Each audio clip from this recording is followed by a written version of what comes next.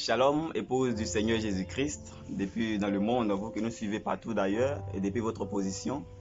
Je suis le précieux frère Isaac, et en ce matin, nous sommes en présence du révérend pasteur Zahé, accompagné de ses collaborateurs. Pasteur Zahé, shalom. Shalom, mon précieux frère Isaac, Dieu te bénisse. Amen, amen.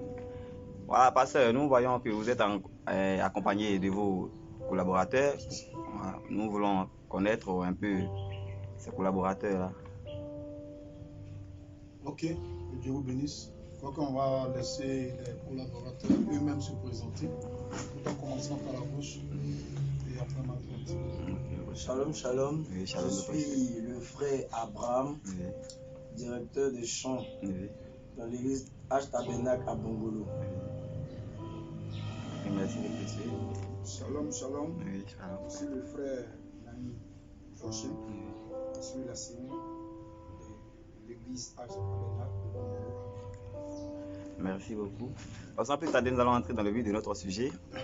Alors, pasteur Gédéon, nous entendons parler de vous, mais nous ne savons pas concrètement qui est le révérend Gédéon ici. Et nous voulons savoir qui est pasteur Zahé. Que Dieu te bénisse, frère Isaac. Bon, pasteur Zahé est un pasteur comme tout autre. Je suis pasteur de ce message que Dieu a envoyé au prophète William Marion Branham pour l'épouse. Alors, il faut dire que à l'état civil, mon nom c'est Constant Zahé et je suis un homme serviteur du Seigneur Jésus-Christ. Je suis originaire de Bangolo et je dis que je suis chez moi à la maison. Voilà en quelque sorte qui est pasteur Gédéon. Je dis que je suis le pasteur de cette église H-Tabernacle de Bangolo. Ok, merci beaucoup, pasteur.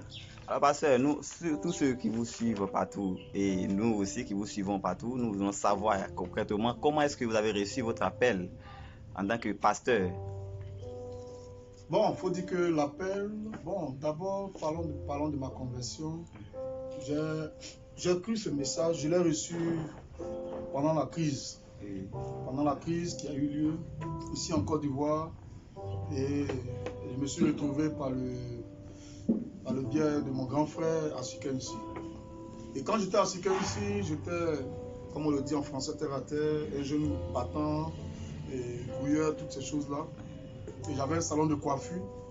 Et pendant que je coiffais, il y avait un précieux frère du nom de Léonce, Israël, qui parlait de la parole de Dieu devant mon salon de coiffure à un autre monsieur. Mais il y a eu un fait qui m'a marqué.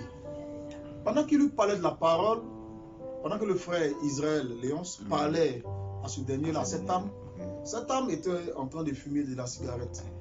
Et cela n'a pas gêné le moindre le frère Israël et qui a continué de lui parler. Et comment j'ai fini, je suis sorti, je dis au frère Israël, mais il dit, écoutez monsieur, vous parlez de l'évangile entre vous, mais moi aussi je suis concerné. Pourquoi ne me parlez-vous pas aussi du Seigneur Jésus-Christ? Frère Isaac, sans le savoir, je venais comme ça de lancer un appel au Seigneur Jésus-Christ d'entrer dans ma vie.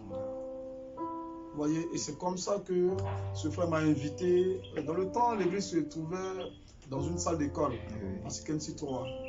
Et c'est là-bas que nous sommes allés et j'écoutais la parole, des puissants sermons qui étaient prêchés par le pasteur. Et voilà, c'est comme ça que j'ai été gagné dans ce message.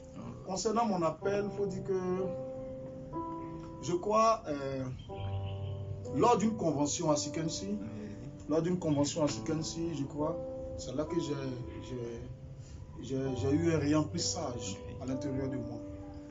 Le baptême du Saint-Esprit. Et depuis lors, le fardeau des âmes, de gagner des âmes, était pesant sur mon cœur. Et je ne pouvais pas m'en défaire. À Sikensi, j'avais commencé à travailler dans une société d'huilerie, dont je vais taire le nom pour éviter la publicité. Et là-bas, j'étais grutier. Et je n'étais pas loin d'être engagé, embauché par cette boîte-là. Et je crois qu'il y a eu un temps de congé. Et pour tous ceux qui travaillent là-bas actuellement le savent, il y a eu un temps de congé où on vous donne par exemple 2 mois, 3 mois et après vous reprenez le boulot. Mais frère, après cette convention, quand j'ai reçu le Saint-Esprit dans mon âme. Frère, je te dis, j'ai démissionné. Waouh. Ils m'ont appelé pour reprendre le service, j'ai dit pas possible. Pas possible. Parce que je sentais que j'étais appelé à faire autre chose, à gagner des âmes pour le Seigneur. C'est comme ça que j'ai eu à parler avec mon pasteur, qui m'a donné sa bénédiction, toutes ces choses. Et je suis rentré sur Abidjan. Mais frère, Abidjan n'était pas ma destination. Ma destination était Bangolo. Et c'est étant à Abidjan que j'avais décidé. Et disons qu'on m'avait demandé de venir voir mes parents, puisque les parents, ça faisait 10 ans que je n'avais pas vu les parents. Alors donc, il faut que tu partes à Bangolo pour aller saluer un peu les parents. Mais tout ça, c'était le plan de Dieu. Et j'arrive à Bangolo pour faire une semaine pour me retourner. Mais quand j'arrive, la chose est déjà là.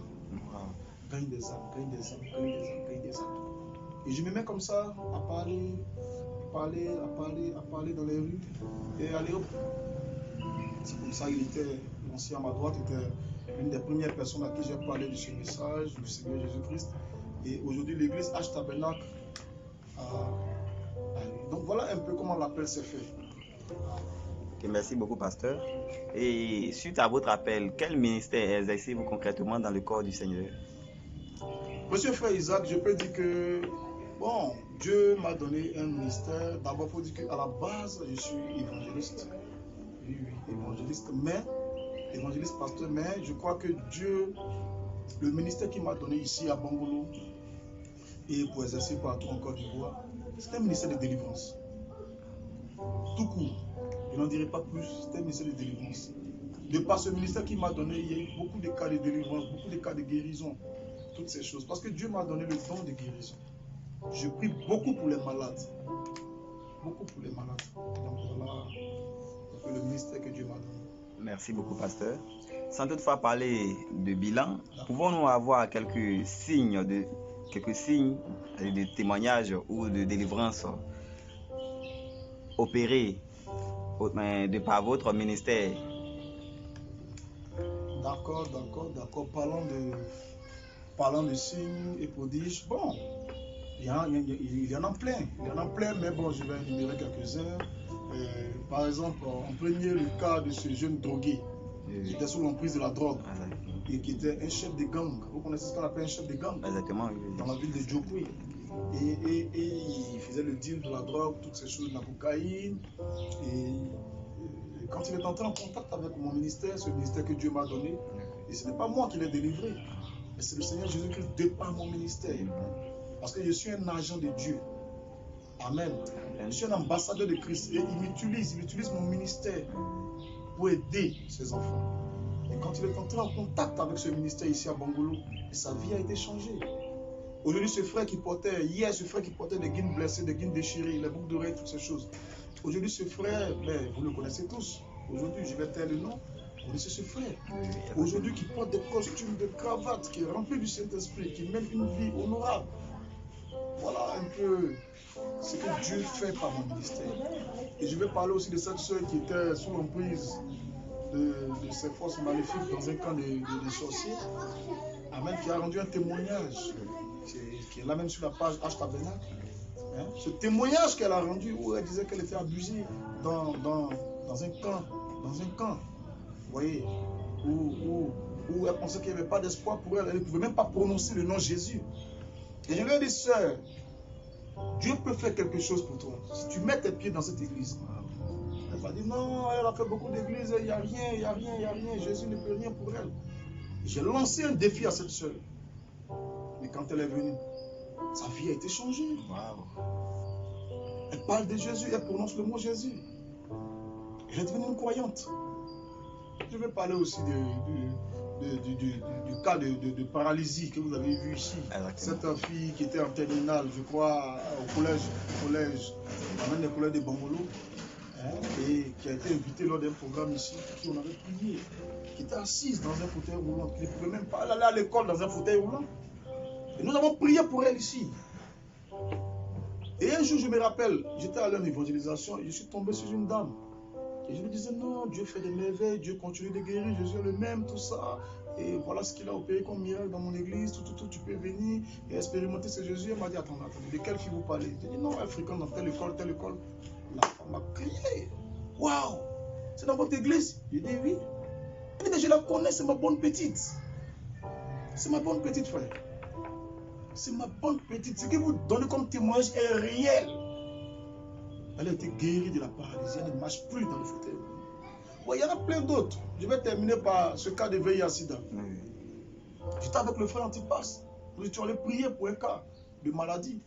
La femme avec le ventre bombé, les dents bloquées. J'ai demandé à la famille qu'est-ce qu'elle a. Ils ne savent pas ce qu'elle a. On a prié. Après, elle a fait son test. Ça a été révélé que c'était un VIH-Sida. Et ils l'ont pris, ils l'ont envoyé dans un village. J'ai pris le frère Antipas. J'ai dit, allons dans ce village. Et nous sommes allés. J'ai continué de prier pour cette fille. Et un jour, je n'avais plus de ses nouvelles. J'étais un peu découragé. Et j'ai appelé comme ça l'une de ses soeurs pour avoir de ses nouvelles, comment elle va. Dès que j'ai appelé, elle a décroché. C'est qui? J'ai dit, c'est le pasteur. J'ai dit, oh, papa, on cherchait ton numéro comme ça. Wow. Mais pourquoi? Notre petite soeur est guérie, totalement guérie depuis que tu as prié pour elle. Est-ce que vous comprenez? Oui. J'ai dit non, pas à moi la gloire, mais à Jésus la gloire. Vous comprenez? Voilà un peu quelques témoignages de ce que Jésus a fait de par mon ministère. Oui, merci beaucoup, pasteur. Et suivant vos vidéos ou vos prédications sur les réseaux sociaux, nous attendons souvent rendre hommage à un homme sous le nom de l'apôtre Kondo Melchisedec. Alors, pasteur, nous voulons savoir qui est concrètement cet apôtre Melchisedec pour vous. Que Dieu te bénisse, frère Isaac. J'apprécie beaucoup votre question. Et j'aime sourire quand il s'agit de parler de l'apôtre Kondo. L'apôtre Kondo, c'était un homme de Dieu, un vrai serviteur de l'Éternel. Vous savez, dans la vie, vous pouvez entendre quelque chose sur la vie de quelqu'un. On peut vous parler de quelqu'un. Exactement. On peut vous parler de Moïse, d'Isaac, de Joseph, de Jacob. Tous ces grands noms-là. Mais vous ne les connaissez pas. Pas du tout. Et vous avez entendu parler de William Marion Branham, j'ai entendu parler de lui. Je lis son histoire, mais je ne le connais pas. Mais l'apôtre Kondo est quelqu'un que je connais très bien. Je suis l'un de ses 10 fils. Aujourd'hui, je suis ce que je suis. Grâce à Dieu par son ministère qu'il a donné à l'apôtre Kondo. Il m'a éduqué dans la foi. Il m'a enseigné ce message. Il m'a éduqué dans la foi des 7 tonnerres. Et aujourd'hui, c'est une joie immense pour moi de parler de l'apôtre Kondo. Je peux dire que je le connais parce que j'ai vécu avec lui à Sikensi. J'ai marché avec lui. J'ai évangélisé avec lui. J'ai dormi dans la même chambre à coucher avec lui. Wow. Donc ce n'est pas quelqu'un de qui j'ai entendu parler, mais c'est quelqu'un que je connais. Cet homme est un grand serviteur de Dieu. Cet homme fait beaucoup de tournées ici en Côte d'Ivoire. Et vous voyez les signes et les miracles qui accompagnent son ministère. Des sourds entendent de par son ministère. Les aveugles voient de par un homme de Dieu qui est dans sa maison. Et on envoie un aveugle dans son salon. Et quand il arrive, il ne pose même pas les mains. Simplement sa présence. L'aveugle voit. Voilà, Jésus. Cet homme de Dieu, j'ai vu des choses que Dieu a fait dans sa vie. J'ai vu Jésus dans un homme. Je vous dis la vérité. Cet homme de Dieu a l'amour de Jésus. Je vais vous parler d'un témoignage personnel. Vous savez, quand je dis que je connais la personne parce que j'étais l'un de ses proches collaborateurs. J'étais conducteur de chant. L'un de ses chantres. Et d'ailleurs, l'un de ses chantres préférés. Wow. Il a eu beaucoup de chantres, mais j'étais l'un de ses chantres préférés. Cette fois, me lancer les fleurs. Je suis quelqu'un qui l'appréciait et qui l'apprécie toujours. Parce que j'aime le franc-parler, j'aime l'honnêteté. J'aime l'honnêteté, j'aime les gens sincères. Une fois, je me tenais à l'estrade et il prêchait Jésus. Il parlait de Jésus. Et pendant qu'il prêchait, ses larmes coulaient. Ses larmes coulaient. Il dit, waouh, jusqu'à ce point. C'est quelqu'un qui aime le Seigneur Jésus-Christ. Jésus-Christ. Et j'ai l'habitude de dire à mon assemblée, mon premier costume, en tant que croyant, c'est cet homme qui a tapé ma main et qui m'a conduit à Djamé. Wow. Vous comprenez? Il a éduqué beaucoup d'enfants dans la foi. Et vous allez examiner la vie des enfants qui sont sortis du ministère de l'apôtre Kondo. C'est des gens humbles. C'est des gens humbles. Des gens remplis d'amour. Des gens qui ne sont pas orgueilleux. Et des gens qui aiment Jésus. Des gens qui ne sont pas dans les clans. Non, on n'a pas été éduqués comme ça par cet homme de Dieu. Cet homme de Dieu nous a gardés dans la droite ligne. Vous savez, dans le message, il y a beaucoup de is. Exactement. Telle branche, telle branche, telle branche. Mais cet homme de Dieu nous a gardés dans la droiture. Dans la continuité de Branham. L'amour ou rien, l'amour ou rien. C'est un homme qui aime Jésus. C'est un homme qui connaît le message. Et s'il y a quelqu'un qui peut défier le monde entier pour la vérité de l'évangile, mais c'est lui. Si j'ai vu des sorciers s'élever contre lui. Frère Isaac, je te le dis, la main sur le cœur. Une confrérie de sorciers. Ils ont mandaté une sœur contre cet homme. Va, ta mission, c'est de le détruire. Et ce que je dis, beaucoup le savent. Ouais. Beaucoup savent. Mais c'est très difficile de rendre hommage à un homme quand il est vivant. Vous avez raison, pasteur. C'est très difficile de témoigner de la vie d'un homme quand il est vivant.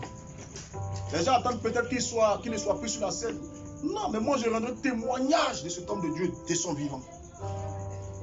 Des sorciers se sont organisés. Et pendant qu'ils faisaient les réunions, ils ont délégué une sœur qui était dans l'église. Va et fais le travail, tue-le. Elle est venue et dit, je ne peux pas. Je ne peux pas. Il y a quelque chose qui l'environne. C'est fort. Ils lui ont dit, va, tu peux. Elle a lancé son dernier sortilège.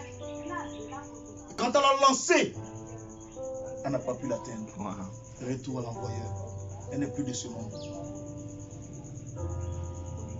Le monde mystique sait qui est l'apôtre Kondo. Les sorciers savent à Sikensi qui est l'apôtre Kondo. Pensez-vous que n'importe qui peut se lever pour faire une œuvre à Sikensi? Pensez-vous, il peut faire l'œuvre à Sikensi. Mais avec des compromis. Un véritable roi de Dieu à Sikensi, prêcher la vérité, attaquer toutes ces choses-là et tenir là. Non, il faut que vous soyez un appelé de Dieu, commissionné par Dieu, avec la colonne de feu.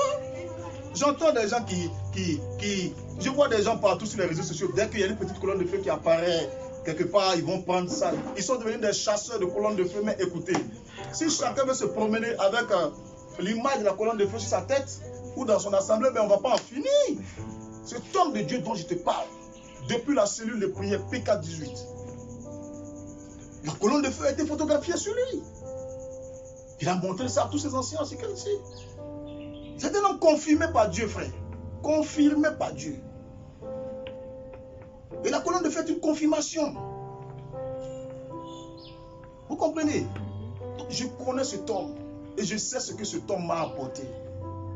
Et tout pasteur qui est entré en contact avec cet homme peut lever la main comme moi, je dirais, je lève ma main et témoigner que oui, de par ma relation avec l'apôtre Kondo, beaucoup de choses ont changé dans mon ministère. Frère, ici en Côte d'Ivoire, il y avait des pasteurs qui étaient désorientés, qui ne savaient même pas leurs repères. Pourtant, ils avaient des propres pasteurs à eux. Et ils sont venus voir cet homme de Dieu. Guide-nous, conduis-nous. Quelle est la conduite à faire? Comment nous devons nous comporter? Quel est ton secret? Il les a aidés. Et aujourd'hui, leur ministère se porte bien. Témoignons pendant que la personne est encore vivante. Cet homme de Dieu, frère, c'est un vrai homme de Dieu. Un vrai serviteur de Dieu. Un homme qui prie pour une fillette qui ne marche pas depuis sa naissance. Qui se lève en plein face aux caméras et qui marche. Frère, que voulez-vous savoir d'autre? Paul dit, l'évangile nous est pas parvenu seulement qu'en parole. Mais nous devons démontrer la puissance qui accompagne cette parole-là. Et s'il y a un ministère où moi j'ai vu la puissance de Dieu s'opérer, c'est dans le ministère de l'apôtre Kondo. Personne ne peut nier ça en Côte d'Ivoire. Personne. Personne, frère. Et nous sommes dans la même équipe.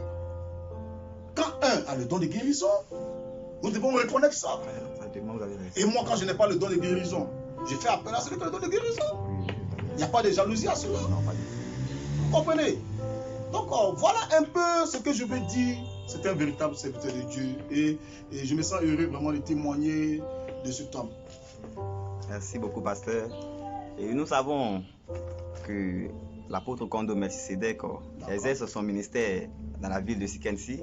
Et récemment, sur les réseaux sociaux, nous avons appris qu'il a ouvert une nouvelle œuvre à Abidjan. Alors, pasteur, l'autre question est que qu'est-ce que vous en pensez de cette œuvre à Abidjan? Non, ce n'est pas qu'est-ce que moi je pense de l'œuvre que Kondo fait à Abidjan. C'est qu'est-ce que la Bible dit. Ok. Il est écrit dans la Bible, allez partout le monde et faire des nations des disciples. N'est-ce pas, frère Abraham? Des disciples. Quand on dit partout, il n'y a pas de limite. Exactement. Il n'y a pas de limite, frère. Il n'y a pas de limite. Et Abidjan n'est pas la propriété de quelqu'un. Non, pas du tout. Alléluia. Amen. Abidjan, c'est partout le monde. Laissez-moi vous dire ceci. L'apôtre Kondo à Abidjan, ce n'est pas le feu d'un hasard. Depuis qu'il était à Sikensi, la plupart des malades qu'il appelait pour qu'il prie pour eux se trouvaient à Abidjan. Il priait en ligne pour des gens qui se trouvaient à Abidjan. Il se déplaçait par moment pour aller prier pour des familles à Abidjan. Et il y avait des témoignages. Je prends le cas du petit frère des frères Théo, mais qui avait une maladie, et comment on appelle ça, pardonnez-moi, mais je pense que ceux qui suivent la vidéo savent de quoi je parle, le tabernacle du troisième poule. Mais il a prié pour cet enfant-là, un jeune Jean qui était au méthodiste, je crois, mais il a été totalement guéri. Ils sont allés faire les tests à l'hôpital, rien. Est-ce que vous comprenez? C'est depuis Abidjan que les gens l'appellent pour qu'il prie. Et la majorité de ses fidèles se trouvent où? Abidjan. Si ces fidèles étaient dans une autre ville plus loin que Sikensi, qu'Abidjan, là il allait confier ça à un autre berger. Mais Abidjan, Sikensi, c'est 30 minutes. Mais pourquoi ne pas suivre mes propres fidèles? Puisque la demande de prière pour les malades est constante et plus à Abidjan. Donc je vais à Abidjan. Donc ce n'est pas anti-parole, c'est la parole. Allez partout et faites de toutes les nations. Vous avez raison, pasteur. Alors merci beaucoup, pasteur, et nous tirons vers la fin de notre émission. Alors pasteur, parce que nous avons sur les réseaux sociaux, nous voyons quelques pics, voilà. Et comme nous savons que vous êtes un homme de Dieu qui est sorti, c'est-à-dire par le ministère du pasteur, de l'apôtre Kondo. Alors nous avons décidé de venir vous interroger à ce sujet-là. Parce qu'il me semble que l'apôtre Kondo Melchisedec est un homme de Dieu qui est beaucoup attaqué, il me semble. Bon, je pense que concernant les attaques et les pics, écoutez frère Isaac. Je vais vous poser une question à vous. Et vous allez me répondre de façon sincère. Est-ce que vous avez déjà vu un arbre qui ne porte pas de fruits être lapidé par des enfants? Jamais. Jamais, ça n'existe pas, frère Abraham. Ça n'existe pas aussi. Un arbre sans fruits et qui est lapidé. Mais qu'est-ce que vous cherchez là? Mais attendez que l'arbre porte des fruits. Attendez que l'arbre porte des fruits. Et vous verrez ce qui va suivre. Cet arbre sera lapidé par tout le monde, par tous les passants. Donc les pics que l'apôtre Kondo reçoit. Mais c'est scripturel. Est-ce qu'on peut le lire tous ensemble? On peut le lire? C'est scripturel. Le bois vert n'a pas été épargné. Ce n'est pas le bois sec qui sera épargné. Tout véritable homme de Dieu est attaqué et persécuté. Qu'est-ce que nous dit de Timothée? 2 Timothée 3, verset 12. Or, tous ceux qui veulent vivre pieusement en Jésus-Christ seront persécutés. Mais ils seront persécutés. Tous ceux qui veulent vivre pieusement en Jésus-Christ C'est-à-dire que ne pas faire de compromis avec la parole. Ne pas faire de politique dans ce message. Ceux qui veulent respecter réellement la parole de Dieu. Et garder le message comme frère Branham nous l'a laissé, nous l'a légué. Sans faire la politique, sans faire de compromis. Sans rendre ce message, sans faire de ce message une grande dénomination. Mais ils seront attaqués. Ils seront persécutés. Écoutez, les pics que nous voyons sur les réseaux sociaux, partout, vous connaissez le pasteur Francis Tinoda? Exactement. Ce docteur de la parole, qui par humilité, ça se fait appeler pasteur. C'est un docteur. Mais cet homme de Dieu là, je l'écoutais qui disait qu'on mettrait des francs-maçons. Voyez-vous? Barouti Kassongo a été traité de tous les noms. Pourtant, il était serviteur de Dieu.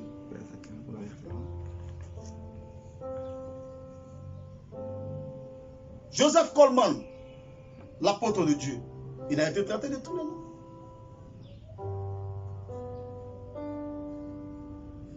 Aujourd'hui, ce n'est pas l'apôtre Kondo qui fera l'exception à la règle. Quand vous êtes un véritable loin de Dieu, mais écoutez, on rencontrera des faussetés sur vous.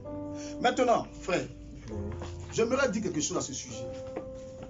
Nous ne faisons pas attention à ce que ces esprits déçus dans des corps sont en train de faire. Non.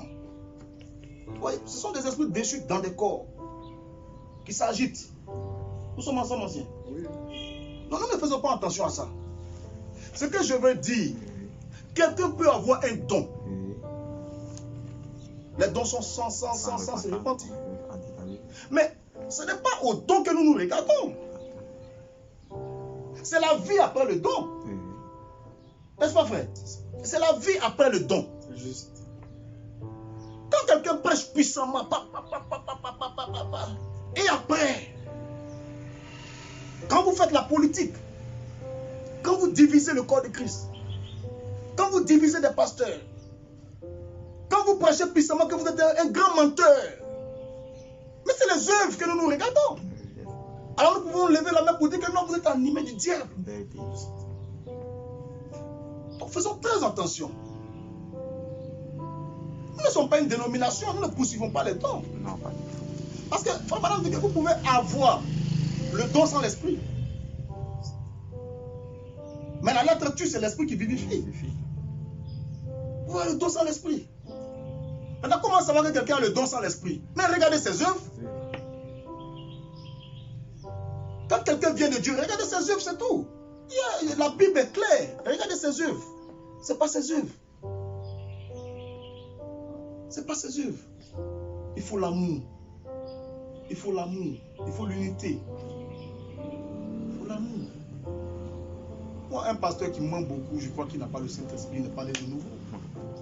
Un homme de Dieu ne peut pas mentir. Il ment pas assez. Frère Branham, pour un mensonge, quand il a dit à son épouse, dis que je ne suis pas là. Elle était attristée. Elle a dit au téléphone, non, mon mari n'est pas là. Hein, n'est-ce pas? Vous connaissez tous l'histoire. Tous les croyants du message connaissent l'histoire. Hein? Mais après, frère Branham est allé vers cet homme pour se repentir. Et cet homme a dit à frère Branham, je te faisais confiance, mais maintenant je te fais encore plus confiance. Wow. Parce que tu es un homme honnête. Un homme de Dieu ne ment pas. Pour se faire de la popularité, ne ment pas sur son prochain. Il dit ce qui est là.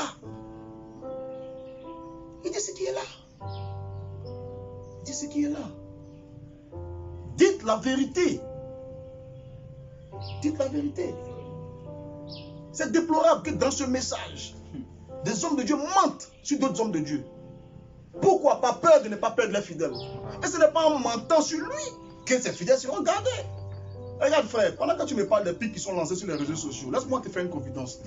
Alors que les pics sont lancés contre ce grand homme de Dieu, l'apôtre Kondo, mais en pensant le salir, ils font la délivrance de beaucoup d'hommes. Beaucoup d'hommes ont commencé à le rejoindre. Parce que quand vous parlez comme ça de cet homme, on observe maintenant vos œuvres. On voit que vos œuvres n'ont rien à voir avec la parole. Alors du coup, les gens comprennent que mais il a eu toujours raison alors. Ce n'est pas moi, en lançant des pics au pasteur Caleb ou au pasteur Apoti, ou en salissant leur nom, que je vais maintenir mes fidèles, l'ancien que là, il le maintenir. Non, non, c'est pas ça. C'est pas ça. C'est pas ça. Donc, voilà un peu, nous, les pics, ça, on est habitués. Voilà ce que je peux dire, on est habitués. Et je crois que, voilà, il a un ministère grand, l'apôtre Kondo, qu'il est au-dessus de ça. Les gens se débattent pour essayer de le rabaisser, de le diminuer, de le salir, mais bon, il avance. Il avance. Tu sais, quand quelqu'un n'a pas de ministère, il peut s'asseoir dans sa chambre et prendre son téléphone, puis appeler, tu vois ce que tel pasteur a fait, tu vois ce que tel pasteur a fait. C'est quelqu'un qui n'a pas de ministère. Mais nous, nous avons un ministère. Nous savons pourquoi Dieu nous a envoyés ici. Nous prions pour des âmes, nous prions pour les fidèles. Nous allons de ville en ville. Nous évangélisons, nous travaillons. Il y a quelqu'un qui n'a rien à faire, qui est couché sur son lit, qui n'a pas de fidèles, qui n'a pas de ministère. Mais son travail sera d'appeler les gens et les rendre négativement. Qu'est-ce qu'on reproche à l'apôtre Kondo? Moi, je ne sais pas. Pour avoir dit la vérité dans une vidéo sur YouTube, je prendrai position pour lui tant qu'elle est dans la vérité. Donc voilà un peu. Voilà. Okay, merci beaucoup, le révérend Zahé. Merci à vous. Et là, nous tirons à la fin de notre émission. Et la dernière question à vous poser, c'est de nous dire un peu, de nous parler un peu de votre programme qui aura lieu dans le mois d'octobre à venir. D'accord, d'accord. Bon, concernant le mois d'octobre, je crois que nous avons ici une campagne de guérison divine. Nous avons un programme spirituel ici qui aura lieu début octobre. Et je veux inviter mes fils. Mes fils à Gagnois, à Toulepleu, à Abidjan, et tous mes enfants qui sont un peu éparpillés, de tout faire pour être là. Ça sera une fête spéciale à Jésus-Christ et il y aura des pasteurs, l'apôtre Kondo lui-même sera là. Mais ça sera vraiment, vraiment magnifique. Là où vous êtes, mes enfants qui m'entendent et qui m'écoutent, écoutez bien. Vous savez que vous avez été toujours bénis dans ce programme. Alors je vous invite, début octobre, à être tous ici. Et nous allons adorer notre Seigneur Jésus-Christ. Voilà un peu ce que je peux dire. C'est un moment que nous faisons, pas pour glorifier un homme, mais nous le faisons pour prier pour les malades, pour aider. Donc voilà un peu ce que je peux dire concernant le programme d'octobre. Et ça sera vraiment un moment béni. Que Dieu vous bénisse. Merci beaucoup, pasteur. Et voilà où s'achève notre émission. Que Dieu vous bénisse richement, révérend Zahé. Shalom.